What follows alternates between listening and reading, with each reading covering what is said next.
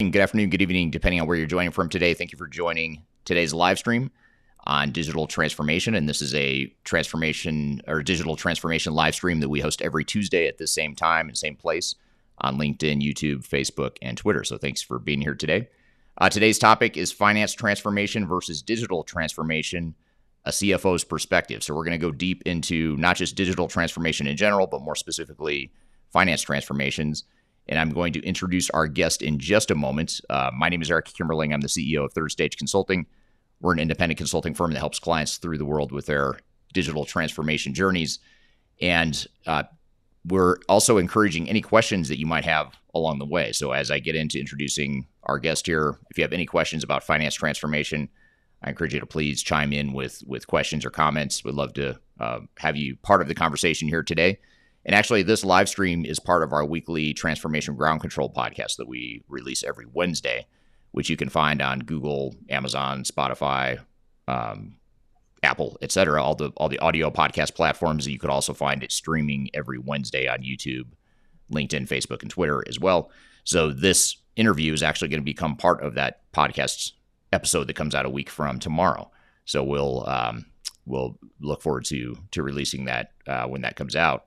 And so you're part of the live production. So thank you for being here as part of that live production here today. And then one last thing, if you could just drop in the chat where you're joining from today. I'd love to hear what city and country you're joining from. So we typically have a global audience here. So any comments you can provide where you are, what part of the world you're in, that's very helpful. So we appreciate seeing that in the chat as well. So with me today to discuss this topic of finance transformation versus digital transformation, a CFO's perspective, is a CFO, a career CFO, Chris King, who's the founder of a company called Transformative CFO. Chris, thanks for being here today. Hi, Eric. Thanks for having me on your show, and thanks for everybody joining us from all over the place. For me, it's early morning. Hopefully, I'm awake enough. I know for some of you, it's evening. So, yeah, Chris is. I was telling Chris before we went live here that he's the first guest that I've had on this live stream that's on the U.S. Pacific time zone, which makes it very early for him. So thank you for being here. You have the distinct pleasure of being the earliest morning person and guest on this live stream. All right, glad to do it. Yeah, thanks for being here. And tell us a little bit about your background. I mentioned that you're a CFO. You're the founder of Transformative CFO. Maybe tell us about your background and what Transformative CFO does. Yeah, thank you. There's kind of three areas for my career, I think, where finance transformation has evolved for me. I started really most of my career I've spent as a CFO or other senior finance executive, where I've gone in and inherited teams that I sometimes felt were not everything they could be, and I felt could operate at a higher level, and I led them through a transformation to just really get to where they were doing their best work. In my most recent finance executive role, I had the luxury really of being a VP finance transformation where I could really focus on that. It was a large organization with a finance team that was spread between the US, Europe, and Asia. And it was a multi-year effort to really focus on that. And in that role, I really felt like I was coming up with a strategy for finance transformation, coming up with principles for a finance transformation, and doing something that I felt was repeatable. It was very successful there. And when I left there, I started just writing about it at transformativecfo.com as kind of a blog site. As I was thinking through the idea of kind of going in and becoming a consultant. And I've now done that and created Transformative CFO LLC and starting to serve clients. And just really, I'm interested in just sharing this stuff as I'm doing with you today, because I feel like it's really something that can impact company performance by impacting finance organization performance. Yeah, absolutely. And in fact, it's probably worth noting that's how you and I met, was when you were in that VP of finance role. You were a client of Third Stages, and that's how you and I got to know each other. And exactly. now you're a consultant as well, focusing on the finance transformation sides of things. So you've had, just to clarify a bit about your background, you've had roles that are focused on finance transformation, like the VP of finance role you just described, but you've also sort of been in that frontline finance CFO or other types of roles as well. Is that right? Absolutely. I've been a CFO of both publicly traded companies as well as startups. I've been global controller, I guess, was chief accounting officer for a New York Stock Exchange company. So I've really seen kind of that heavy SOX environment, that more innovative startup environment, and a lot of stuff in between. Great. Well, good. Well, good to have you here. Before I jump into the initial questions I have, and again, any questions from the audience, we'd love to hear questions you might have for Chris and I as we go here. But just want to turn to the audience here. Thank you for those that chimed in on where you're from. We have people joining from Denver, Grand Forks, North Dakota, Orange County, California. So you're not the only person from California that's up bright and early here today, Chris. Maybe they can commiserate with you. Austin, Texas, Hereford, UK are just a few examples of where people are joining from today. So thank you for chiming in on where you're joining from today. So I guess just to start the conversation and just to start to unpack this a bit, Chris, what are the major differences between finance transformation and digital transformation? To me, they sound somewhat similar. In many ways, they are similar. But how would you describe the similarities or differences between those two terms? Yeah, I mean, probably you have to first acknowledge the fact that both digital transformation and finance transformation mean different things to different people, and they're big buzzwords that are out there quite a bit. I think in your practice, you've done a really good job of emphasizing digital transformation as being about more than just technology and focusing on people and process and change management. And that's one distinguishment, because I think you could look at, some people would call finance transformation simply a digital transformation of finance. Some people think of digital transformation of taking products and services and making them digital for the first time. Others would say, it's about implementing technology that changes your operations, or both. So finance transformation, I like to think of as really covering people, process, technology, data, and information to really make the whole finance organization better. I would suggest that really adding technology is something best done towards the end of a finance transformation, when you've done some of the other work. Right. And yeah, that's a great point. So it's more of an enabler of doing some of that other work. When you think about finance transformations and some of that other work, some of that pre-technology work that you're talking about, what are some of the business benefits that organizations oftentimes realize from finance transformations? And then we can kind of come back to what are some of those pre-technology things that we should focus on to enable the improvements? But what are the general benefits and, business areas of improvement that you've seen to be sort of the low-hanging fruit, the biggest areas of value within finance transformations? So let me address that a couple different ways. Maybe the first thing I'd say is, when you sort of define that finance transformation, is when have I transformed, right? If I'm doing a finance transformation, when have I actually transformed my finance organization? And I'd say at that point, when each team within finance has a clear idea of what better means, and they're able to measure it. So they've got some metrics that measure whether or not they're getting better. And then they have some initiatives that are designed to act on those measures, right? You now have an organization that really is focused on, how do we improve? So then you get down to kind of what does better mean? And I think one way to get everybody with the right clarity for sort of long-term objectives is to think about, if we were to say we were better than another finance department, or better than we were last year, what would better mean? How would you measure that? And my sort of 5 items that I come up with there and think about is that you would either say that we have more timely information, so we do our month-end close faster, maybe. We have more insightful analysis, so we can impact the business and its strategy a little bit better. We're more accurate, there's fewer errors happening. We're more efficient, just the operations are more efficient. We have less people than we used to, or we have more time spent on transformation activities than we used to with the same number of people, which is what I experienced. I'll talk about that. Or it's more reliable. We have kind of better controls or less risk or something. But really, you'd have to kind of be on one of those measures. And so I think those are good ways to anchor your kind of longer term objectives, and then figure out what's most important. So those are kind of benefits generally. I think you could improve on any one of those 5. To be more specific, in my last role, we saw a 40% improvement in operational efficiency. So people went from spending all of their time doing their day-to-day job and getting their tasks done, to spending about 40% of their time on finance transformation initiatives and just things to improve it and move those metrics forward. We reduced overdue accounts receivable by transforming that group by over 50%. We reduced the month-end close from 7 or 8 days down to 4. So that gets into that more timely information. How quickly am I helping people to steer the ship? On the FP&A side, we implemented driver-based forecasting and changed the way we were sharing information with BI, right?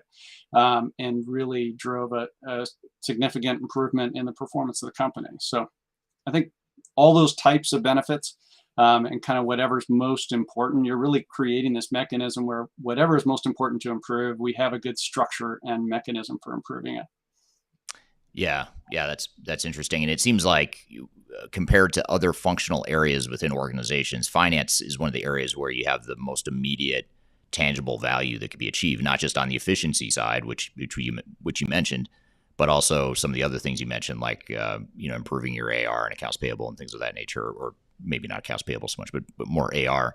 Yeah.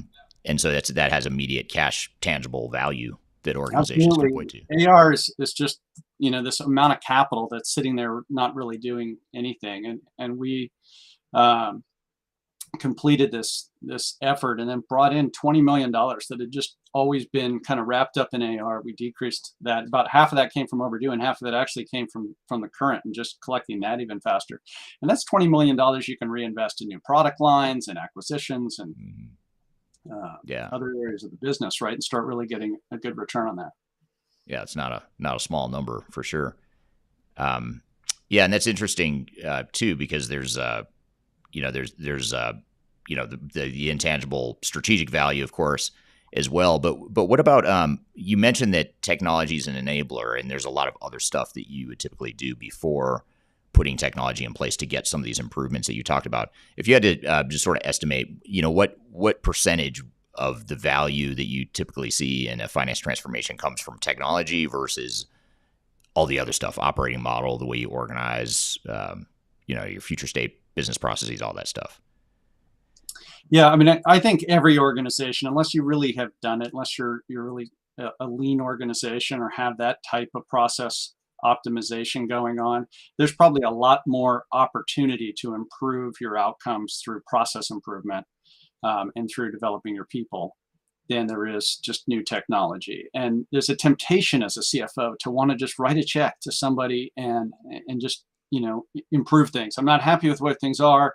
Who can I pay, right? What technology system integrator? Who's going to make my organization better? And it's really kind of a I've really seen no evidence that works. Like the reality is, if you want to make your organization better, you have to lead it. You have to develop your people and do the process work. We spent a lot of time on just kind of introducing lean and doing process improvement workshops. And we really took every process within finance, and we do a couple-hour workshop where we'd map that out and we'd identify all the opportunities for improvement.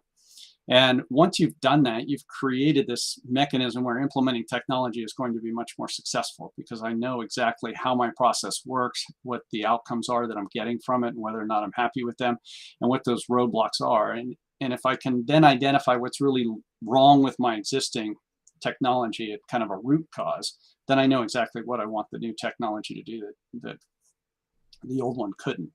But I think it's more often that people are struggling with other problems. It's not so much the capability of the technology that they have that's the problem. It's the way they've configured it, the way they've implemented it, or it's bad data, or it's just the way it's being used. A lot of times, I mean, the reality is, I'm sure you've seen this, where the way that people have learned to use a system is not the most efficient way to do it. It's not the way maybe that the implementer intended them to do it. Or, I would do these process improvement workshops where I'd bring in somebody from the IT side and the finance system side while we were mapping through the thing, and they would hear how people were using it and what a struggle it was and how inefficient the old system was. And they would kind of say, why are you doing it that way? Right. So, right. Yeah.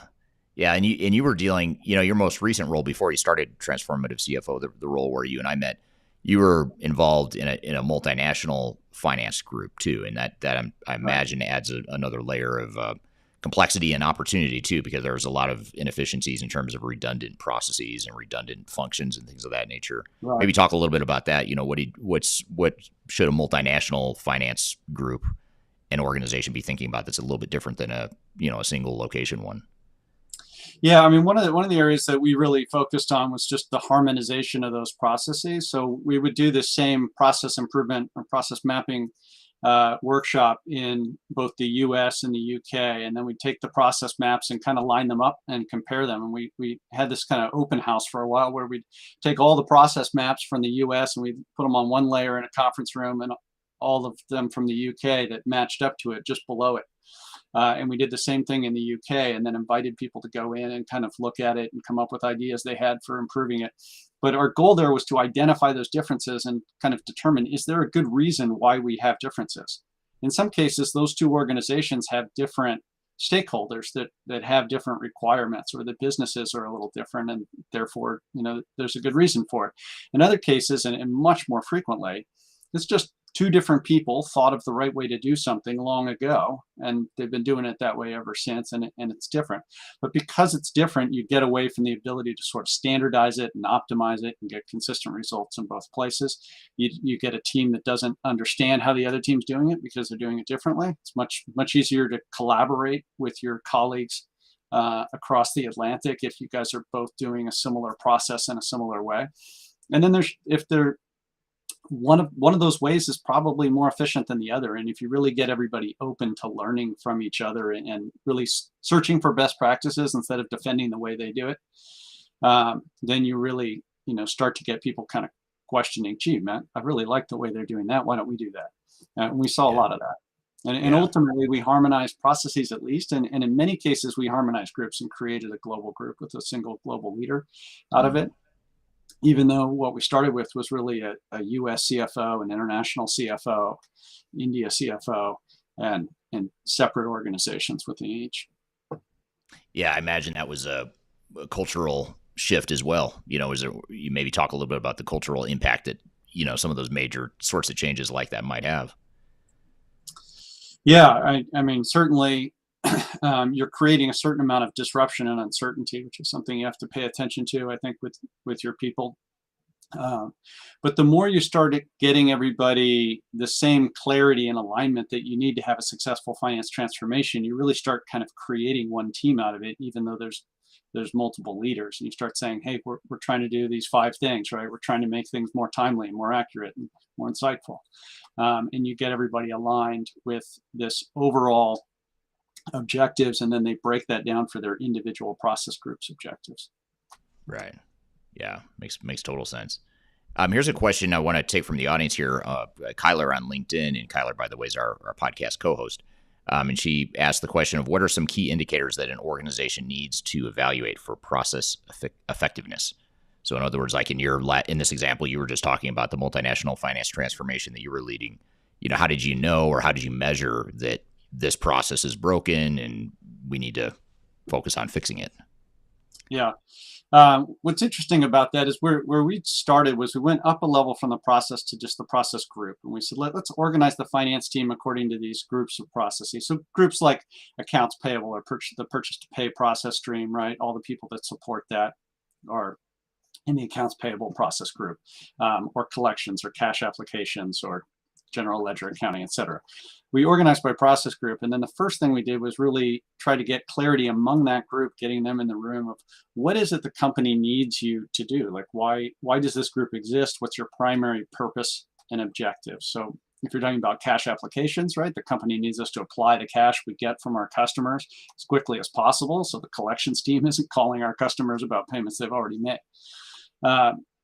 And just getting sort of that clarity then says, well, what would it mean to get better? Well, we would get better at cash applications if we had fewer days from the day we'd received it to the day that it got applied, or we had less unapplied cash. And so you start getting those kind of metrics out of it as your kind of key indicators that you're going to improve. And then you start organizing yourselves around. So you've done your process improvement workshops, you've come up with some ideas for how you might make it better, but you start focusing on those of, well, what's going to most impact my number of days to apply my cash or my amount of unapplied cash. And then you get into some of the other kind of lean tools, like doing a root cause analysis of when we're not able to apply cash for a week, what is often the cause, and how do we fix that? How do we address some of those issues? Right. So you're sort of doing that in parallel. You're measuring and analyzing and improving. You're sort of doing that in parallel as part of the initial analysis, but also as part of the improvements themselves. Yeah, when you do that workshop, you come up with what I've kind of called, and I think it's a common lean term, IPOs, which stands for improvements, problems, and opportunities, which means I don't necessarily know how to solve it, but I found a problem I want to go act on. And so we would map these things out initially on a whiteboard with just sticky notes of step 1, step 2, step 3. And then we'd have a different color where somebody could say, hey, I see an IPO. I see something I think we can improve, right? I don't know what the problem is here, but I know it's not efficient. I've been doing it for a long time. And what really surprises you when you do this is how much the people who are responsible for the task understand how to make it better. But there's things in the organization that are actually preventing them from just making those improvements themselves. Get a number of obstacles in the way there. Yeah, that's a great point, because I think a lot of times people overlook their own internal resources, and the people on the front lines that are actually doing this stuff. A lot of times they have the answer, or they can come up with the answer. You don't necessarily need a super smart consultant or a super fancy technology to solve the problem for you. A lot of times it's a matter of facilitating and getting that knowledge out of the people that actually know how to do that stuff. Yeah, and what I say is the most important thing to do when you start a finance transformation is to create an environment where positive change is easy. Most organizations don't start with that. They really don't. There's a number of obstacles that keep somebody who has an idea how to improve their own process from doing it. One of those obstacles is they can't see upstream or downstream. So the visibility that the person doing the work has can be limited as to what happens downstream. So with lean, they talk to you about the voice of the customer and really understanding what happens downstream, right? And then proactively going upstream and saying, hey, do you know you're causing me some problems with the thing that you're doing? But most organizations end up, fairly siloed there. And so if you can't tell what will happen if I push this domino and knock it over, right? And what other dominoes is going to hit and what impact is that going to have somebody else, then you need help from somebody above you. But what usually happens is you go to your manager and you say, hey, I'm thinking about making this change. I think you could make it better. Just wanted to check with you if you knew of anybody that might upset, right? And a lot of times the manager will say, you know what, just this really isn't my priority right now. Why don't you just keep doing it the way you've been doing it? And if you ask that question and get that answer a few times, you kind of stop asking the question altogether, right? Right. And Yeah. then there's just a lack of those resources, where really what we're trying to achieve in a finance transformation is that we've created an environment where leaders are saying, how can I help you achieve your result? I know that you're trying to improve these metrics. I know you have some initiatives to do it. And when you have an obstacle you can't remove on your own, that is my role as your leader. I'm going to remove that obstacle for you. So come to me for it. That's a very different environment than most people find themselves working in if you're in one of these functions in finance. Yeah, absolutely. Makes total sense. And then Grant from LinkedIn makes a comment that's sometimes more exciting than the other type of IPO we've heard of. So he seems like he prefers your type of IPO rather than the initial public offering, going public sort of IPO. Right. And that one makes some people rich. This makes us all a little richer. It's good. It's well said. I want to come back in a second. I want to come back to some of the enablers of finance transformation, including technology, but not limited to technology. And we're also, by the way, we're going to get to a question here I have in a moment about your 10 principles of finance transformations. I want to ask you a question about that, because you've developed sort of I don't know if it's your top 10 list, but it's your 10 principles for finance transformations. And I want to come back to that in a minute. But before we do that, I want to answer or ask this question about technology. And this is from Ryan over on LinkedIn. And he said, what role do emerging technologies like big data, blockchain, and artificial intelligence play in driving financial change and innovation? Now, I know you said technology is just an enabler. There's a lot of other stuff that you should do first before you start putting technology in place. But when you think about big data, blockchain, AI, et cetera, there's competencies that might enable more improvement that you might not otherwise get if you didn't have those technologies. So how did you see the role of emerging technology fit into your transformation, or were your improvements so fundamentally the improvements you wanted to make were so fundamental that you didn't really need to even think about AI and emerging technologies like that? Or how do you find that right balance, I guess, is the question. Yeah, that's I think it's a great question. I think that one of the things we did that I think was pretty effective was we really encouraged people to think about the art of the possible and go out and kind of educate themselves. You've been doing this role for a long time. You're running the accounts payable group or whatever. Go out and spend a little time understanding what technologies are available, what other companies are doing in accounts payable, what solutions are out there, right, and what they bring, so that you have that perspective of just how it might help you. I think some of these terms, blockchain and AI, are sexy, interesting terms. I think, how could that help me? The reality is most companies have so much just fundamental work to do to get to where they're making best use of their existing technology, and they've optimized their processes, that they really don't need to add that stuff to see a lot of improvement. However, once you've really identified exactly, like you feel like, okay, I've optimized my use of existing technology the best I can. And I'm including, I've optimized my process and I fixed the problems with my existing technology, and I've trained my team and they know how to use it well. And now I'm trying to get something extra out of my metrics, right? I understand what's most important for me to improve, what the company needs my team to do better.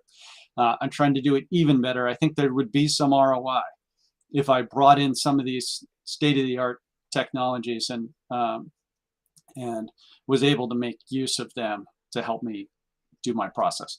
And we did have, Blackline uses AI technology. They're a kind of month-end close and reconciliation software solution and provider. And so, we had systems like that were bringing those latest things in. We did a lot, and I'll talk a minute when we talk about the principles, maybe around data and data improvement. But we didn't have to really tap into big data to get where we needed improvement from. It was just structuring the company's data that Right. was critical there. But yeah, it seems like a lot of organizations that we work with too, have, on one hand, you have sort of just the fundamental improvements that you talked about. Let's just get more efficient. Let's just stop doing the same thing a million different ways and do things, in a consistent way. And there's so much value right there that organizations can realize just from doing real basic blocking and tackling. So you've got organizations that have real basic fundamental improvement opportunities, and then you've got technology way over here. It's way ahead of where most organizations are. In fact, I would argue the technology is changing exponentially faster than organizations are changing. And that chasm between where we are today and where technology could take us is so great that a lot of times organizations they stumble and fall into a bunch of pitfalls along the way, or they try to overreach on, hey, let's bring in AI and big data and all this stuff, when we haven't really even figured out the basic fundamental stuff. Like, let's just be more efficient. Let's just be more profitable and consistent and all that good stuff. So is that something you've seen as well? yeah, I think it really just comes down to getting to the point where you know exactly what problem you're trying to solve and why Yeah. your existing technology is a limiting factor in your improvement, and you need something else. Thinking that, we're really out of date. We really haven't done any improvement in a long time. If we just had this shiny new toy, right, that's best and top of the line kind of software here, we could fix all our problems. And the idea that the system integrator and the team putting in software is going to fix any major problems is just unrealistic. They just don't have the time to stop and say, hey, let's get to the root cause of why you have bad data in your old systems, right? They can try to clean it up along the way, but if you haven't addressed some of those root causes of those issues, you're not going to have a successful implementation, or you're not going to solve those problems with your implementation. But it's just very tempting sometimes to think, let's start this process with a solution selection process, right? Let's start with an RFP instead of really starting with helping each team get to where they are. And then they really have the ability to come to you with a good business case and say, hey, Right. here's what we've accomplished, and here's why we can't go any further with what we got. And here's a solution we found when we were exploring the art of the possible. Yeah. Yeah, absolutely. Now, what about you mentioned a moment ago, Blackline, sort of a very targeted type of software. It's not trying to be everything in a finance group. It's certainly not trying to be everything within an entire organization outside of finance. But it begs the question of, this is a question from Kyler on LinkedIn. How does this process work translate to new finance tech? What are your thoughts on full ERP systems versus best of breed in finance? So in other words, do we if we're trying to change our finance organization and drive a finance transformation, should we be looking at ERP technologies, or should we be looking at more specific point solutions? Does it just depend? I mean, what are your thoughts there? I think it certainly depends on what problem you're trying to solve. You know, when I arrived at my last engagement, I was really expected that you're going to lead the implementation of a new ERP system. And by the way, we've already hired, you know, the project manager and the program manager, and they're working on an RFP and it's ready to go out. And I kind of put the brakes on that because I was trying to get into what are the problems that we have, and what are the solutions going to be. And I found, you know, a new ERP wasn't going to do that for a number of reasons. And the number one was most of our people in the finance team weren't actually working in the general ledger system because they had a sort of industry specific ERP, and then a separate that wasn't really good at general ledger stuff, and a separate general ledger piece, and different items. I think when you look at kind of full ERP and do I get as much of my solution as I can from a single provider, I think that reduces complexity potentially, and you know, reduces the amount of integration points and the changes, and then you have, you know, the trade-off of best in breed on some stuff. I think that when you've done the work I'm talking about, you're much better able to make the decision about why the additional functionality of getting a best in breed solution in a particular area over using the one from the ERP provider is worth that extra effort of integration or coordination. Yeah. Right, you can really understand what data will we have less access to if we have these two pieces, or how much work will we have to do to get those two pieces working together. And I don't think there's a single right answer for any organization. I think, you know, kind of you always have to start where you stand, and you know, you're always starting with some amount of already embedded technology, and you know, I think that influences a lot how you go about it. Yeah, and one of the caveats I'd add to what you said, or just the counterpoints that the industry will often throw at you as a potential software buyer, is if you're talking to ERP vendors about what you just said, about the whole best of breed concept and how maybe it's worth the integration, it's worth the headache of having to tie together multiple systems, that might be worth it if it's driving more business value. But ERP vendors will most likely tell you that's a terrible idea. Not because it is, but because it threatens their model. Right. Their job is to sell you one system that does everything within an organization. If you go best of breed, that is a challenge, or that's a threat to them. So you just have to be aware of that counter messaging that you'll get in the sales cycle in the industry. Yeah, and I'm sure you've seen this too, but what I've seen also, sometimes these ERP vendors have acquired another solution in order to address this area of the market that they weren't serving before, and it doesn't integrate any better with their system than totally. Yeah, I agree.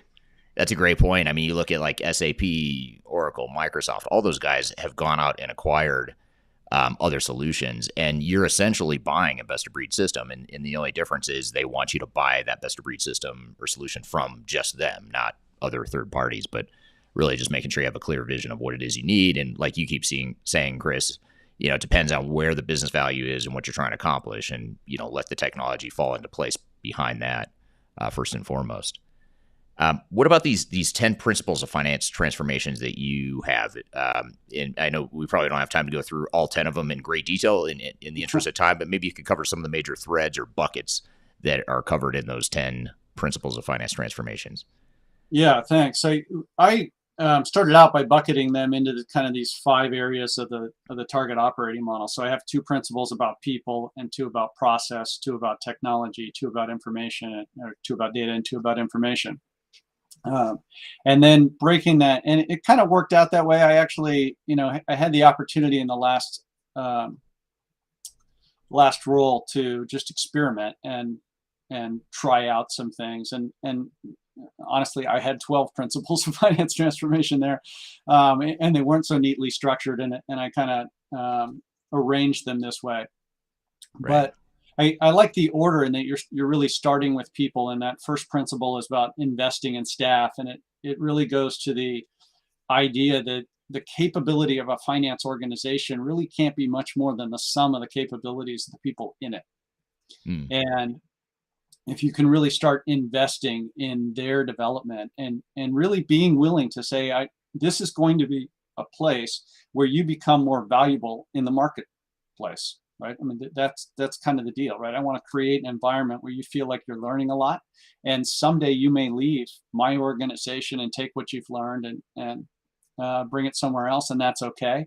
But I want to create an environment where we're continually developing and learning, and we have a culture of doing that. Because now I have people that are curious, that are going out self-learning, that are thinking about ways in which they can make their area better.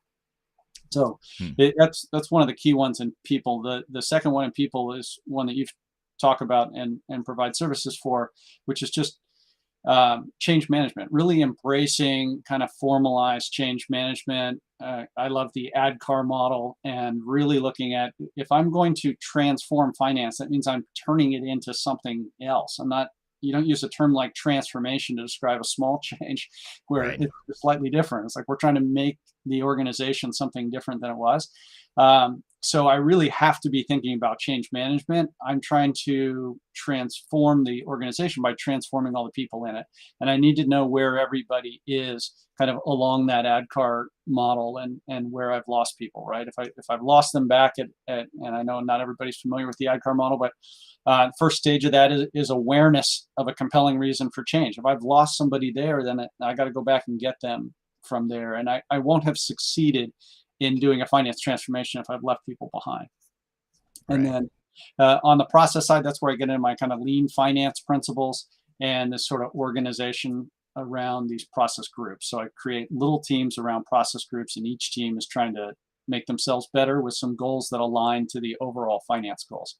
So we kind of use this 3 to 5 year objectives, those 5 areas for improvement. But now I need to come up with annual areas of focus for the finance team.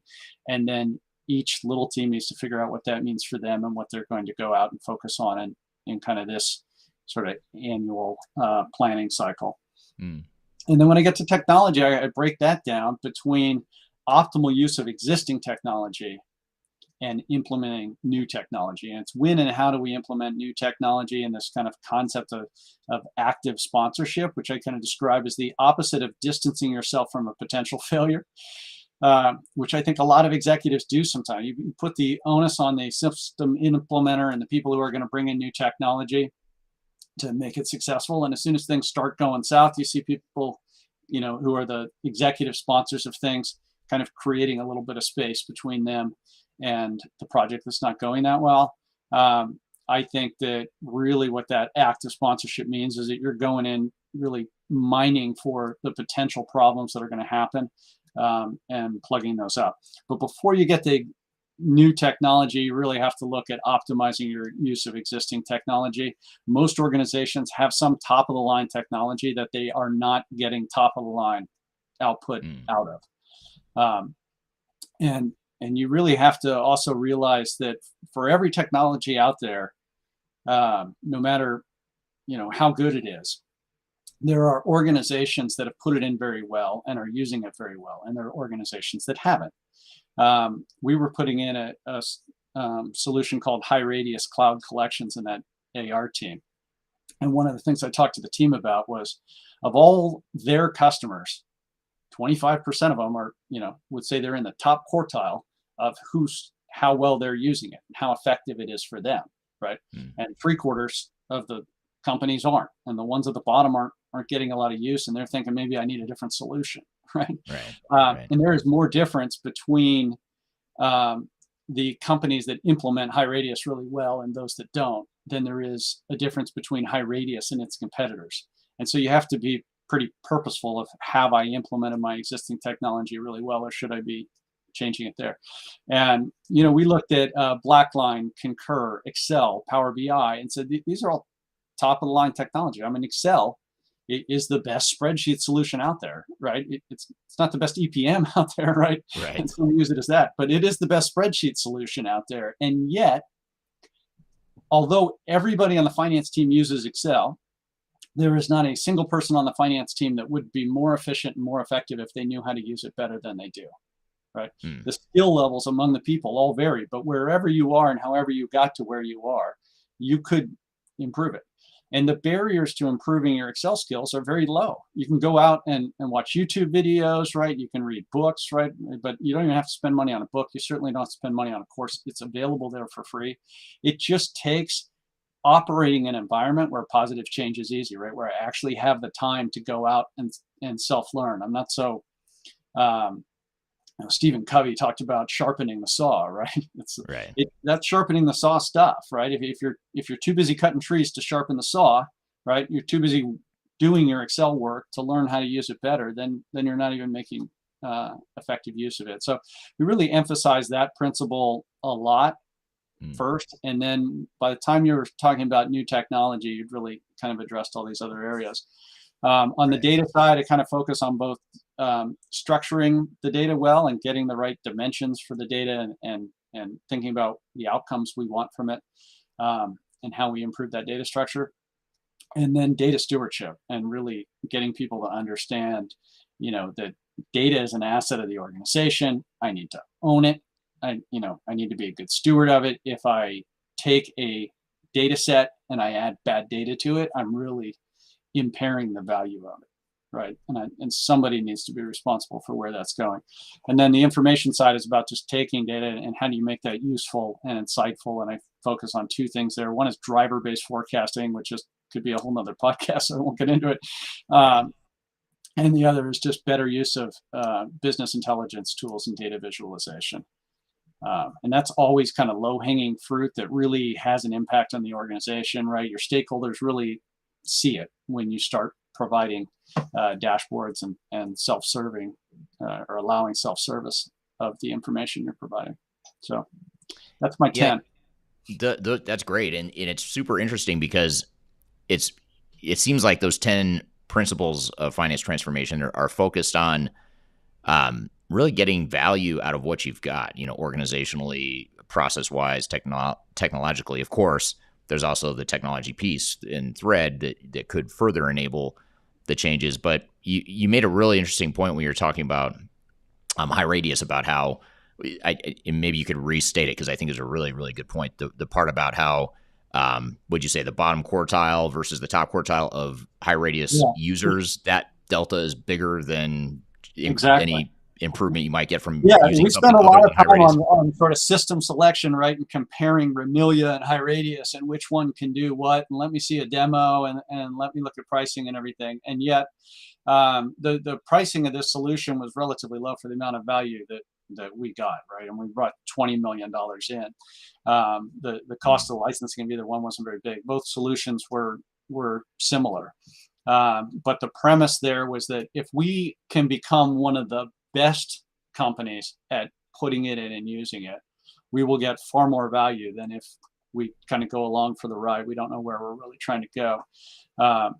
Or if you go find a better solution, because let's just assume there's a better solution out there, incrementally better than high radius. A better solution, unless you're really purposeful about making sure you're going to be in the top of the companies that chose it, then I don't think you're going to really realize that incremental benefit of one solution over another.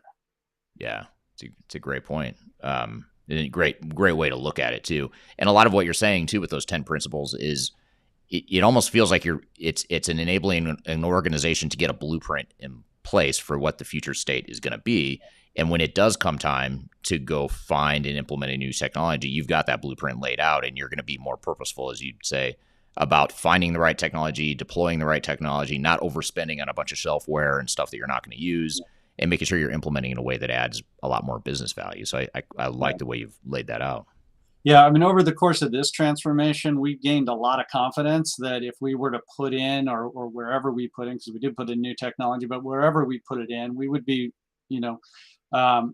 really, we greatly improved our likelihood of being successful at putting that in and realizing it very well, because we were much clearer about what it was we were trying to improve, how it would impact the business, and what the problems were that we had. And one of the things we did there was we had an annual finance transformation summit. At the end of the year, we'd get people together. We had to do it virtually because during COVID. We actually did it in person the first time back in 2019, I guess. Yeah. Yeah. And the purpose of that was to kind of talk at a high level of the 3 to 5 year objectives for the organization, right? And then what is it in this calendar year? What is the finance organization really most focused on and what's most important? And then working in those individual teams to come up with how they would connect their own goals to those goals and how they would identify what's most important for them. And we had this principle that came from the 4 disciplines of execution. I don't know if you're familiar with that, but it's a Franklin Covey book by Chris McChesney came out. It's really about how to execute on wildly important goals. But there was one piece of that that really stuck with me, which was this idea that people and teams could focus on achieving 1 to 3 goals at once and achieve 1 to 3 goals with excellence. And if they tried to achieve 4 to 7 goals, they tended to achieve 1 or 2 with excellence. And if they tried to achieve more than 7, they tended to achieve 0.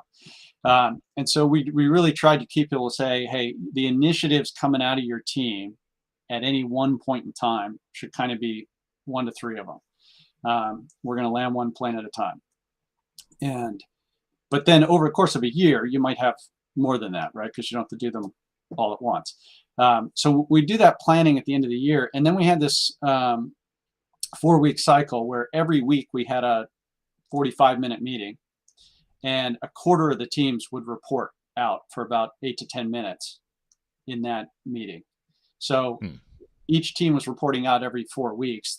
The meeting was happening every week, and you heard from a fourth of the teams each week. And what they would report out on was their dashboard of those metrics. Here's what's most important for us to improve. We've got this dashboard showing the change in these metrics over time. So here's how our dashboard's going.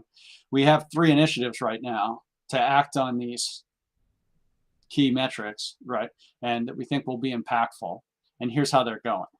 And they'd give a little update on how the initiatives were going. I'd ask, how can I help, right? What obstacles are you finding? What barriers do we get out of the way? And it would be an opportunity for just collaboration and sharing and hearing from each other. It would be an opportunity for celebration of the results and the successes that they were having. It was an opportunity for feedback and suggestion, and an opportunity to ask for that help and support that they needed.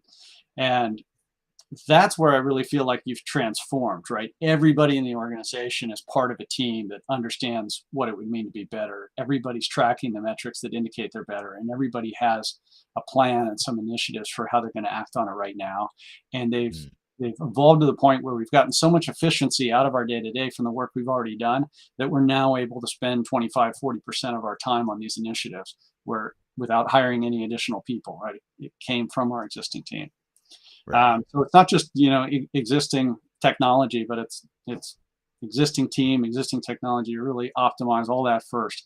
Now, by the time you go to write a check for somebody to bring in something new, you really know exactly what it is you need to do, right? Because sometimes those 3 initiatives that we're going after, they say we want to put in high radius, right? We've done the work. We think this is the next step that would be a game changer for us. And it sounds like one of the maybe secondary but really important benefits of this whole philosophy and approach that you're talking about is that it also creates a sense of ownership within the organization. So in other words, you're not just going to go outsource this transformation to a bunch of consultants and technology vendors. You're actually owning it. You're the one defining what that blueprint looks like and what the business is going to be and how you're going to use technology, if you're going to use technology to drive any of that transformation. Whereas a lot of organizations that don't do the stuff that you just described, they end up being in sort of a helpless mode. That it's a learned helplessness where they need to bring in a system integrator or a consultant to come tell them how to do things because they don't know. But what you're advocating is taking ownership. Maybe that may not be the first and foremost intent of it, but it is driving a sense of ownership and accountability within the organization as well. Yeah, absolutely. Yeah. Because people are saying, this is my mission. This is what we are working on as a team there. And you can outsource putting in new technology, right? You can hire system integrators and firms and go write that check for that software. What you cannot outsource is a change in your culture to becoming a high performance culture where everybody is interested in learning and improvement. You can't outsource the people development, the leadership of your team. And Yeah, once you really get that, then you've really, one of the lean principles is empowerment, right? You've really empowered the whole organization to understand what would make things better. And now, when you're putting in new technology, it's not something you've decided to do to the people, right? Right. We are getting a new ERP, and you are going to be trained on how to use it, and it's going to go live for you and change your world on this date, right? Um, it's more about, hey, we're trying to improve our function, and we've decided this new technology. Now, obviously, there is coordination. You put it on the ERP, it's going to impact a lot of people. It's not an individual team saying that they need it, right? But you should be hearing then from multiple teams saying, hey, it's the ERP that's slowing us down. Yeah, and I imagine there's a few executives listening right now that maybe Right. are a little bit I disappointed. like that. Yeah, Skylar's comment here on LinkedIn is outsourced leadership equals no leadership, which is a Right. great point, very well stated. And I guess it sort of leads to another question here, which is, a lot of executives listening right now might be thinking of themselves like, oh shoot, I was hoping that these guys were going to provide me the answer of how I could just outsource all this, because this all sounds like a pain in the Yeah. rear and I don't want to deal with it. But what you're saying is you can't really do that. You have to roll up your sleeves and take ownership of that. But what, in general, when you're looking at a finance transformation, what should the CFO's role be in particular? Like that senior person within the finance organization, what does that look like? What should their expectations be of what they do and how they contribute and lead a Yeah. transformation? I mean, I think the first one is alignment of the leaders and managers. You have to make sure everybody's on the same page. I think that's, often one of the challenges is kind of lack of alignment. HBR ran an article a few years ago, and they were talking about the top problems with digital transformation, actually. But the number one problem was an unspoken disagreement among management about goals, right? And I think that's a pervasive problem. If you're not explicit and you don't do a little work among the senior finance team to get good alignment, then you're going to end up with, a lot of people sort of pulling in different directions, and a lot less progress. And so I think that has to be the role of the CFO, to get his team or her team together and say, what is our um, what is our objective, and why, both in terms of for the finance transformation and then just annually as part of an ongoing cycle. Clarity of objectives, and just, whether it's my 5 areas and how you get better, or something else, or why you're choosing 2 of those over the rest of them, or whatever. But you have to create clarity, and as Patrick Lencioni says, you have to over communicate organizational clarity, right? You don't create clarity by saying it once or putting it on a slide in a slide deck at one point. So I think that's an ongoing role of the CFO, to be over communicating that clarity, Mm. really empowering the entire team. And people will not feel empowered unless they really hear repeatedly from the leader that it is their job to improve their job. In fact, one of the obstacles I hear about people, why haven't you changed this before? You see the problem, right? We just mapped it. You came up with the IPO. You see how it could be better. And it's like, my job isn't to change it. My job's not to improve it. It's to do it. The CFO has to allow everybody the room to do that. And part of that is creating an environment where you can make some mistakes. And part of it's, creating an environment where positive change is easy. I think mining for obstacles where support is needed. You have to Mm. sometimes ask the question. I see what you're trying to do here, right? In our sort of weekly check-in meetings, I'd say, I see that you're trying to improve this and you're having some issues with upstream departments, for example. How can I help? Bring me to that meeting. Um, and then really important for the CFO, I think, is being an ambassador for the executive team, the board, other stakeholders, people that might be impacted by a little bit of disruption, right? If I go out there and put in a new accounts receivable system like HighRadius, it's going to automatically send emails to customers. Then there's a host of sort of salespeople and customer relationship owners that need to know about that, need to understand why it's important. And I think the CFO can play a big role there. I had this luxury of being dedicated to sort of finance transformation. The CFO could worry about the board, the CEO, the executive Mm. team, all that. I could worry about the internal organization. That's not always possible, and Yeah. CFOs aren't always able to spend the time and really get into the detail.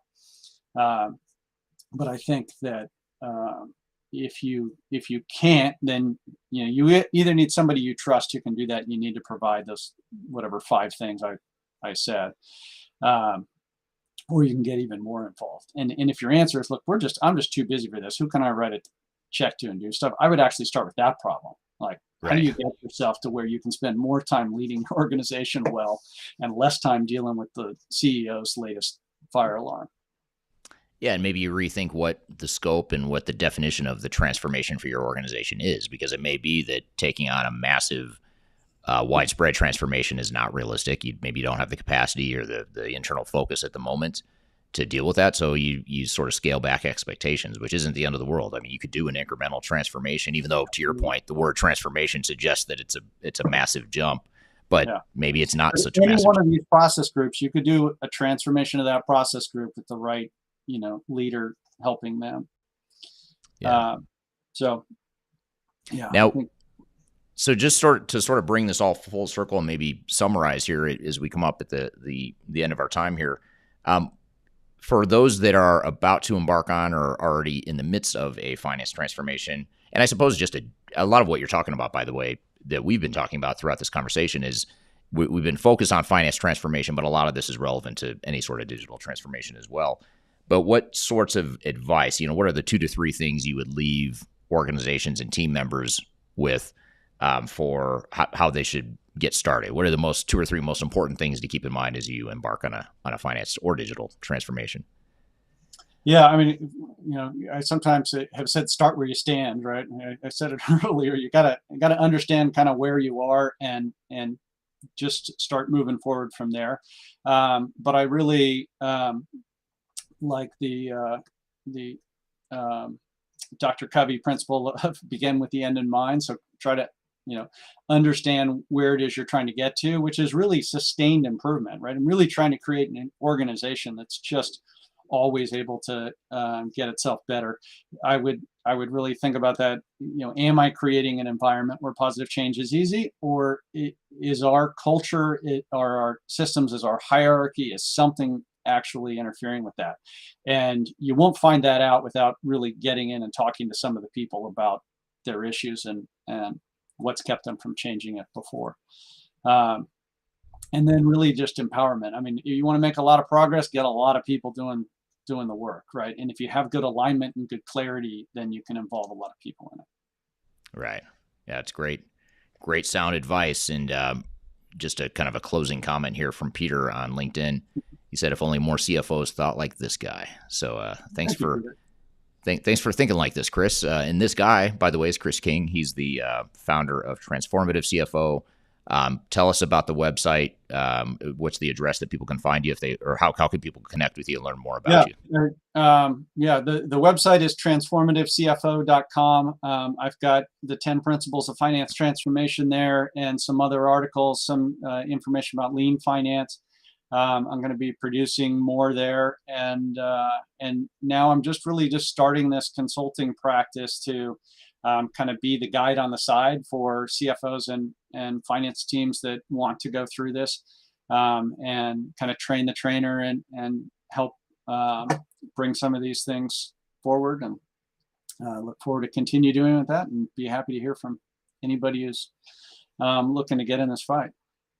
Nice. All right. Well, sounds good. Well, yeah, be sure to follow the website, transformativecfo.com. They can also find you on LinkedIn as well. I know you and I are connected there. So be sure to check that out. And thank you for being here today. I really appreciate your time, Chris. That time flew by. There's a lot more we could talk about, but that's a good overview to start. So thanks for being here today. All right. Thank you, Eric. I had a lot of fun too. And thanks everybody for joining us. Yeah, absolutely. Thank you to the audience for the great questions. Again, this live stream we host every Tuesday, same time, same place. This episode or this interview, this discussion that you were a part of here today will become edited and wrapped into some other content to become part of our Transformation Ground Control podcast, which is released every Wednesday. It streams to LinkedIn, YouTube, Facebook, Twitter, as well as all the audio podcast platforms. And this episode that features this interview that you're in right now will be released a week from tomorrow, a week from Wednesday. So thank you for being part of the live production. So I want to thank everyone. Have a great week, and we will see you next time on our weekly digital transformation live stream. Have a great week in the meantime, and take care. Great. Thank you.